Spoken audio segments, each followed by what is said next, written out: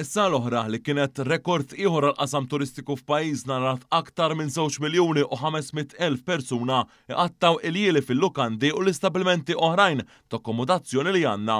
Daħreġ minn ċifri tal-Uffiċċju Nazzjonali tal-Istatistika l-NSO li wara kif din iċ-ċifra għall-2024 ukoll tfisser żieda fuq is-sena ta' qabel. Dan hekk kif id-differenza mis-sena l-oħra għall-2023 ta' kważi 300,000 persuna iżjed. Minn dawn iċ-ċifri tal-NSO ħareġ li s-sena l-oħra kien hemm żieda ta' aktar minn 1,400,000 lejl meta mqabbel ma' sena qabel, dan meta l-ammont tal-jieli kienu jgħoddu għal aktar minn 11,000 miljun lejl.